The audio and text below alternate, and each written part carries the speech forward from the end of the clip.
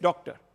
Dr. Ranganathan and Dr. Raman. Yes, Dr. Ranganathan first. Go ahead. Good evening, Rahul. Wonderful discussion. Look, the issue is not that Rahul Gandhi may have violated the Official Secrets Act by making public a document currently being vetted by the Defense Ministry. The issue is also not that not once has any serving military officer said that India lost an inch of territory under Modi. Quite the contrary.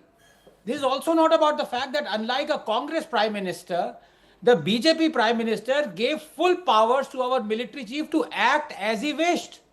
And this is also not about the fact that the government not allowing military info to be made public. Remember, the Congress did not make public the Henderson Brooks report in India-China war for 50 years. The BJP demanded its publishing. But the moment the BJP came to power, the BJP itself hasn't made it public for 11 years. No, the issue is that the Congress's idea of Indian geography is geography dictated by foreign cartographers.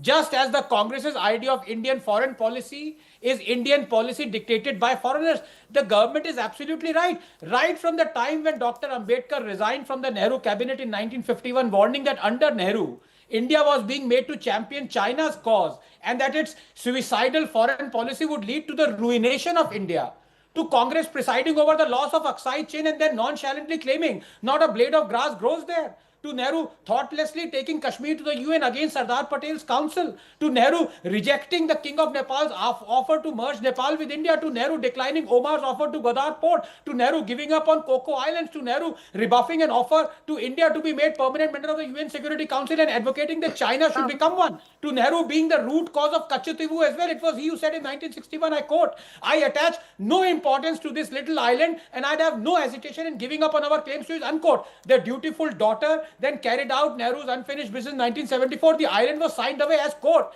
It was disputed side and India's claim had to be balanced with the need for good bilateral ties, unquote. That's right. At the altar of good bilateral ties, you give away our precious land to Pakistan, to China, to Sri Lanka. Land bhi chala gaya, good bilateral ties bhi, and moving swiftly on to contemporary times.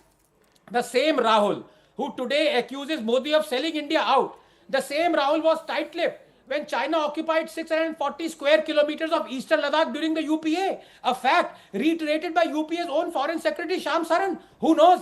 Perhaps calling for the breakup of Ladakh was an obligation on part of the Congress in that MOU that it signed with the Communist Party of China back in 2008.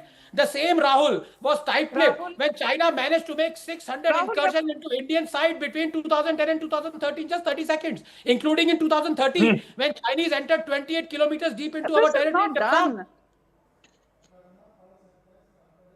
Hello? Yeah, go ahead. We can hear you, Doctor. Yes, thank you. As I was saying, the same Rahul remained silent when UPA Defense Minister said he isn't building roads and infra at our border for fear of the enemy using them.